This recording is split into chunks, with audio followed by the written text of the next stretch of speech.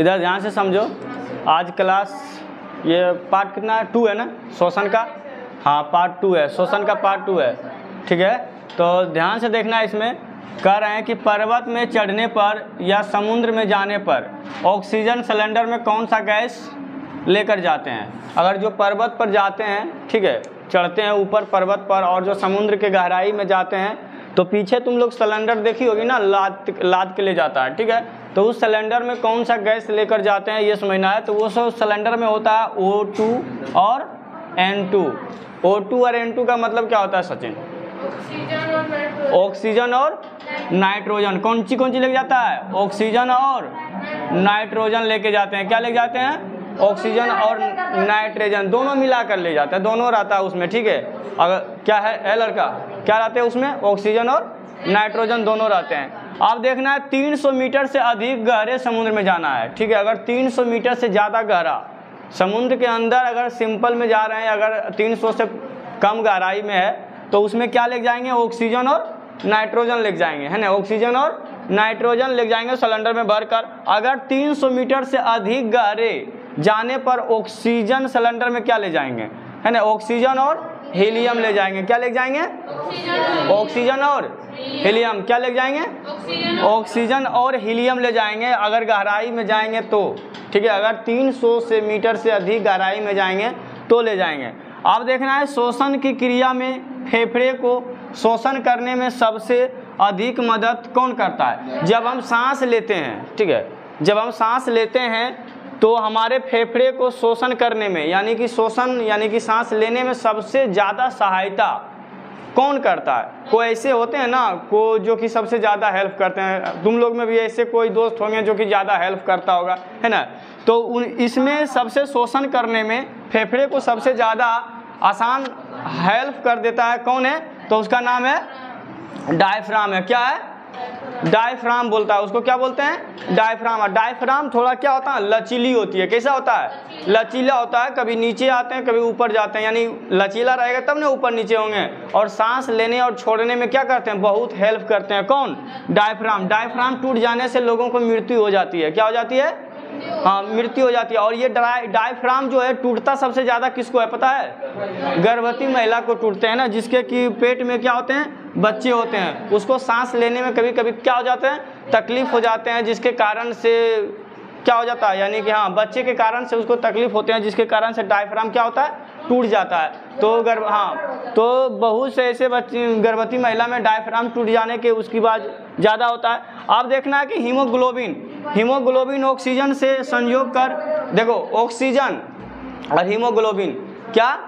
Oxygen और haemoglobin, है ना। जब ये दोनों आपस में संयोग करते हैं यानी मिलते हैं, ठीक है, जब ऑक्सीजन और हीमोग्लोबिन और ऑक्सीजन जब साथ में मिलते हैं तो उसका नाम पड़ता है ऑक्सी हीमोग्लोबिन। क्या उसका नाम पड़ता है? Oxy haemoglobin. ठीक है, जब ये दोनों आपस में मिलते हैं। अब देखना कार्बन ऑक्साइड से संयोग करता है कौन? ऑक्सीजन, है ना। हीमोग्लोबिन जब किसे मिलते हैं? ऑक्सीजन कार्बन डाइऑक्साइड से मिलते हैं। किसे मिलते हैं? CO2 से मिलते हैं। जब ऑक्सीजन की हीमोग्लोबिन जब मिलेंगे किसे? CO2 से, तब क्या बनाएंगे? कार्बोक्सी हीमोग्लोबिन मिलेंगे। क्या बनेगा? कार्बोक्सी हीमोग्लोबिन बनाता है। आप देखना ATP समस्त जैव कोशिकाओं में रासायनिक ऊर्जा का सार्वजनिक वाहक होता है। अब ATP हम बताएं ना कि ATP में क्या जमा होता है? ऊर्जा जमा होता है। जाकर हमारे शरीर के जितने ऊर्जा होते हैं किस में जमा होते हैं? ATP क्या है? ATP का फुल फॉर्म बताए थे ना, एडिनो सिंट्रेट फास्फेट, है ना। तो ये हो गया तुम्हारा यहाँ तक क्लियर। यहाँ तक किसी को प्रॉब्लम है? कहाँ पे? कार्बोक्सी हीमोग्लोबिन, ऑक्सी हीमोग्लोबिन, है ना। अरे बुतरुआ, इसको ऐसे कर लो। अब देखो यहाँ पर ढेर मन लिख देते हैं, ठीक है। अब जहाँ छूटेगा नोट कर लेना, ठीक है। सवेद दे देगा ना। यहाँ तक कितना प्रॉब्लम है? लो देखो, इधर आप समझना है कि ATP का उत्पादन शरीर के अंदर होता है। कहाँ होता है? हाँ, और जीवित कोशिकाओं में ही होता है, मृत कोशिका में नहीं होता है। ATP का निर्माण जो है शरीर के अंदर होता है और जीवित कोशिका के में होता है, ठीक है। अब इसीलिए इसे क्या बोलते हैं, जैव ऊर्जा भी कहते हैं। इसीलिए इसको क्या बोलते हैं, जैव, यानी कि जीवित कोशिका में होता है, यानी कि शरीर के अंदर होता है, इसीलिए इसको क्या बोलते हैं सचिन, जैव ऊर्जा भी कहते हैं। आप देखना ग्लूकोज को कोशिकीय ईंधन भी कहते हैं। ग्लूकोज को क्या कहते हैं, कोशिकीय ईंधन भी कहते हैं। क्या कहते हैं, कोशिकीय ईंधन। कौन सा ईंधन, कोशिकीय ईंधन। पूछा जाएगा कि ग्लूकोज का कौन सा ईंधन कहा जाता है, तो कोशिकीय ईंधन कहा जाता है। आप देखना एटीपी का फुल फॉर्म क्या होता है ना, एटीपी का फुल फॉर्म क्या होता है, तो समझना एडिनोसिन ट्राईफास्फेट। क्या होता है, ऐसे एडिनो और टीपी से क्या होता है, ट्राईफास्फेट होता है। क्या होता है, ट्राईफास्फेट। तो एटीपी का फुल फॉर्म क्या होता है, ट्राईफास्फेट। क्या होता है, ट्राईफास्फेट। क्या होता है, एडिनोसिन ट्राईफास्फेट, ठीक है। आप समझना है इसका फुल फॉर्म होता है ये। आप देखना ऑक्सी या वायवीय शोषण में 38 एटीपी का निर्माण होता है, ठीक है। वायवीय शोषण में पूछेगा कि वायवीय शोषण में कितने एटीपी का निर्माण होते हैं, कितने एटीपी का निर्माण होते हैं, 38 एटीपी का निर्माण होता है। यानी कि वायवीय शोषण में कितने एटीपी का निर्माण होते हैं, 38 एटीपी का निर्माण होते हैं। ऊर्जा एवं अवायवीय शोषण में कितने एटीपी का निर्माण होते हैं, 2। कितने होते हैं, 2 अणु ऊर्जा का निर्माण होता है। यानी कि वायवीय में 38 एटीपी और अवायवीय में 2 है ना, 2 निर्माण होते हैं, 2 एटीपी होते हैं। आप देखना निम्न, अरे अच्छा तुम लोग गप काहे करते रहा, समझी बनी बना के रखता है इसको। निम्न श्रेणी के जंतुओं जैसे कि एक कोशिकीय जीव में शोषण गैसों का आदान प्रदान कोशिका झिल्ली से विसरण क्रिया द्वारा होता है। यानी कि एक कोशिकीय जीव में जो सांस होता है, सांस लेता है, सांस का आदान प्रदान यानी कि बाहर लेना और छोड़ना, वो कहाँ से करते हैं, कोशिका झिल्ली से, या फिर कौन, विसरण विधि। कौन सा विधि, है ना, कोशिका झिल्ली से विसरण क्रिया द्वारा होता है। जैसे में कौन कौन, अमीबा हो गया, पैरामीशियम हो गया, ये सब का गैसों का आदान प्रदान किससे होता है, कोशिका झिल्ली से विसरण विधि द्वारा, है ना। किस विधि द्वारा, तो इसमें पूछा जाता है कि एक कोशिकीय जीव का सांस जो होते हैं किस क्रिया विधि लेते हैं, तो क्या लिखना है उसमें, विसरण विधि द्वारा। पूछेंगे कि पूछेगा अमीबा जो है भोजन, अपना भोजन कैसे करते हैं, तो कुटपाद विधि से पूछा गया है क्वेश्चन ये सब, ठीक है। तो यहाँ तक ये सब ध्यान रखना, यहाँ तक किसी को दिक्कत क्या बिलाई, ठीक है ना। यहाँ से सांस लेते हैं कौन सा जीव है ना, ये समझना इसको जरूरी है तुम लोग को। अब देखना जितने भी स्तनधारी जीव हैं, जैसे में है लड़की, जैसे कि पक्षी है ना, जैसे कि पक्षी है ना, मनुष्य, कछुआ, सर्प है ना, छिपकली इत्यादि, ये सब जो है फेफड़े द्वारा क्या करते हैं, सांस लेते हैं। ये सब किसके द्वारा सांस लेता है, हाँ उसका हिंदी बोल दिए, क्या कोई दिक्कत नहीं है, अच्छा ठीक है। हाँ अब देखो छिप है ना, आप देखना ये सब जो है ना किससे सांस लेते हैं, फेफड़ा से। किसके द्वारा सांस लेते हैं, ये सब 1 नंबर में पूछा जाएगा, ठीक है। ध्यान से रखना है कि फेफड़े द्वारा कौन सा सांस लेते हैं, उसमें ऑप्शन में 4 गो रहेगा, उसमें क्या करना है ना, रंगने वाला रहेगा, उसको रंगना है। तो क्या क्या हो गया, फेफड़े द्वारा शोषण है ना करते हैं ये सब, जैसे पंछी हो गया, मनुष्य हो गया, कछुआ हो गया, सर्प हो गया, छिपकली हो गया, ये सब जो है क्या है, किसके द्वारा सांस लेने वाले सब है, फेफड़े के द्वारा। आप देखना है जितने भी कीट हैं, कीड़ा मकोड़ा है ना, जितने भी कीट होते हैं, छोटे छोटे जो जीव होते हैं है ना, कीड़ा उड़ा जो होते हैं, जैसे कि तिलचट्टा, ग्रास हॉपर, ये क्या होता है, ग्रास हॉपर फतिंगा को बोलता है ना, ये सब जो है ये श्वास नली या ट्रेकिया द्वारा सांस लेते हैं। जैसे कि तितलियर हो गई है ना, ये सब किसके द्वारा, ट्रेकिया के द्वारा, जिसको कि श्वास नली बोलते हैं, ट्रेकिया द्वारा, यानी कि श्वास नली के द्वारा, ट्रेकिया द्वारा ये सब सांस लेने वाले क्या है, जीव हैं। अब जैसे देखो गिल्स, कलोम है ना, कलोम और गलफड़वा, ये जो होते हैं, ठीक है हाँ गलफड़वा मतलब ठेठिया बसबा उखरे बोलो है, गलफड़ा, ठीक है। जैसे गिल्स एक विशेष प्रकार के शोषण अंग है, जो जल में विलय ऑक्सीजन का उपयोग शोषण के लिए करते हैं। ठीक है, गिल्स जो एक चीज़ है जिसमें कि जल में जो ऑक्सीजन होता है उस ऑक्सीजन को टालने शोषण के लिए, सांस लेने के लिए ये क्या होते हैं, गिल्स का उपयोग करते हैं। तो आप पानी में जितने भी रहने वाले प्राणी हैं किसको छोड़कर, किसको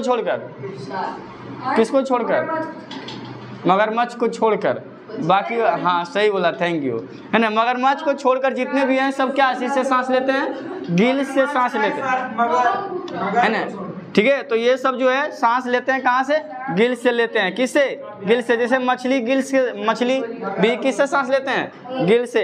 किससे लेते हैं, गिल, जिसे क्या कहते हैं, कोष्ठक कहते हैं। अगला देखना है, गिल कोष्ठक एक और आहार नाल की ग्रसनी या फेरिक्स में खुलता है, फेरिंग्स में खुलता है तथा दूसरी ओर शरीर के बाहर खुलता है। ठीक है, गिल्स कोष्ठक जो होते हैं एक आहार ग्रसनी के फेरिंग्स में खुलता है, दूसरा जो है शरीर के बाहर खुलता है।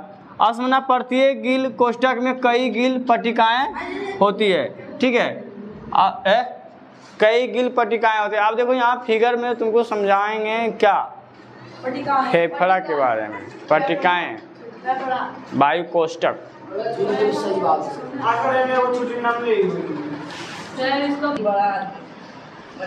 चलो समझो, देखो यहाँ पर सांस लेने के बाद सांस कहाँ कहाँ जाता है, और सिगरेट पीने वाले को आज थोड़ा समझ लेना है। ठीक है, और हम लोग सड़क कैसे जाते हैं आज यहाँ पर डिस्कशन करेंगे। ठीक है, चलो। सचिन के पास तो दम दशा है। क्या सचिन, तुम कल चूल नहीं कटाएगा ना तो दम दशा सब निकाल देंगे।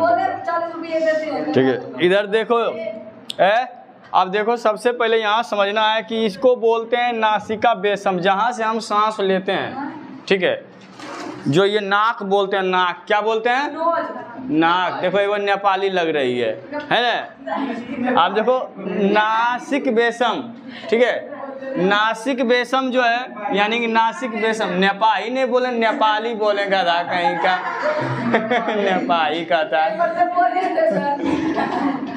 चलो देखो इधर, और इसको बोलते हैं मुख, यानी कि यहाँ पर दो वो छिद्र तुमको दिख रहा होगा।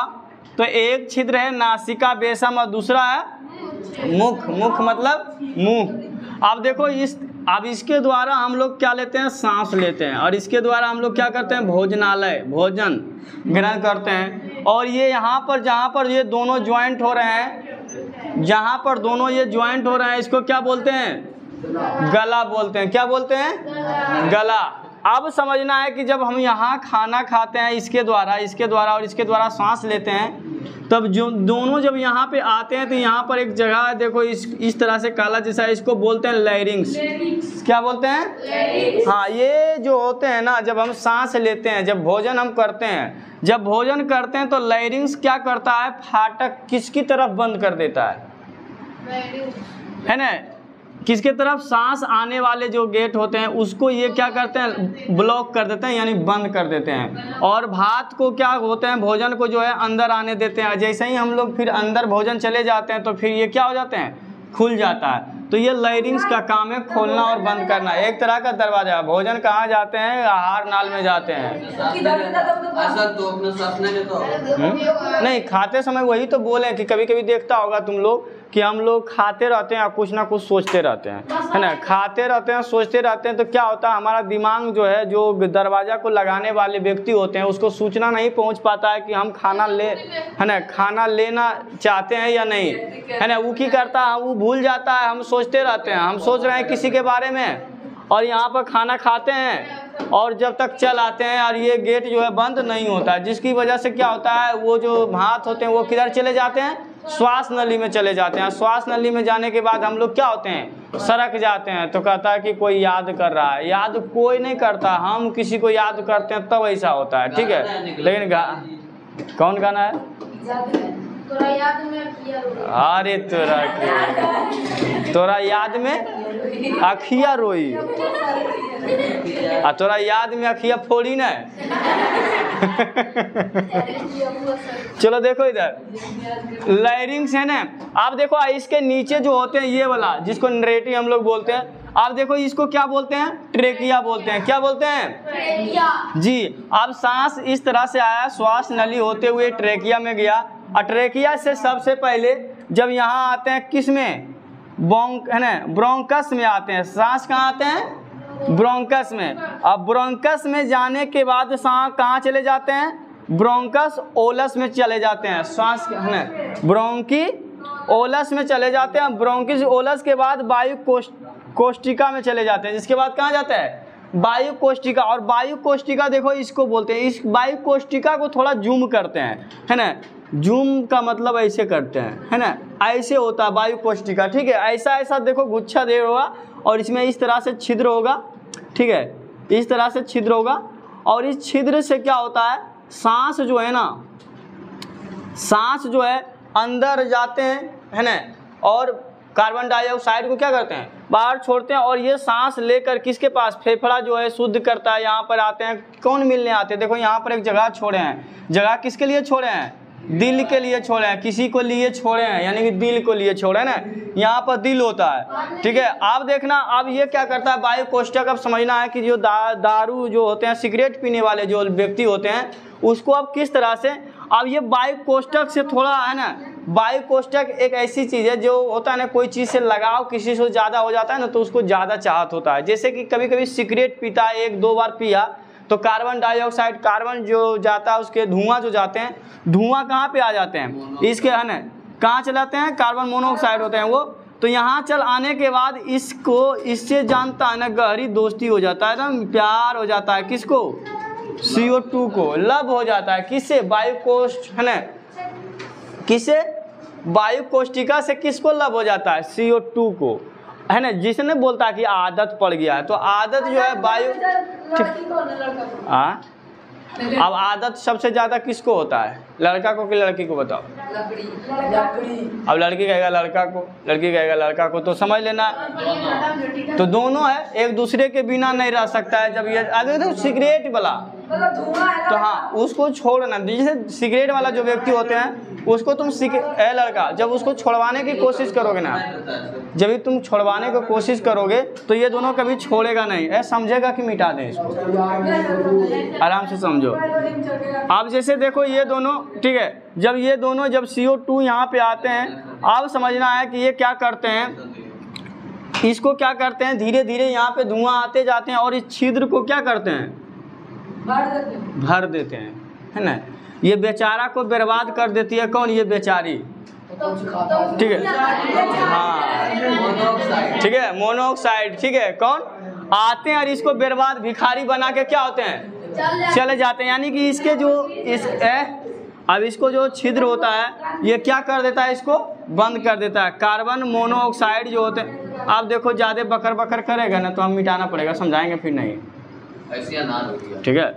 अब देखो इसको जो है, अब ये दोनों से लत लग जाता है तो पीने के बाद ये छिद्र क्या हो जाते हैं, बंद हो जाते हैं। अब बंद हो जाने के बाद हमारा फेफड़ा जो होते हैं, सांस लेना अब छोड़ने में हम लोग को क्या होता है, तकलीफ होता है, जिसके कारण से किसका शिकार हो जाता है, कैंसर का शिकार हो जाता है ना। कैंसर हो जाते हैं ऐसे ऐसे लोगों को। उसका साफ नहीं हो सकता, गला कैंसर, सर गला कैंसर है, उठा पटक देंगे, फटर फटर फिर कर रहा है, तुम गला कैंसर होगा। जब हम बोल रहे हैं लंग्स कैंसर होगा, यहाँ फेफड़ा पढ़ा रहे हैं तो गला कहेंगे गला कैंसर होगा। उसको साफ नहीं कर सकता। अब जैसे देखो, हाँ इसको साफ किया जाता है, लेकिन कितना साफ करोगे, साफ करने के लिए पैसा लेता है ना, ठीक है। अब आप ज़्यादा खराब हो जाएगा तो ज़्यादा गल जाएगा, ज़्यादा खराब हो जाएगा तो ज़्यादा परेशानी होगा इसमें, ठीक है।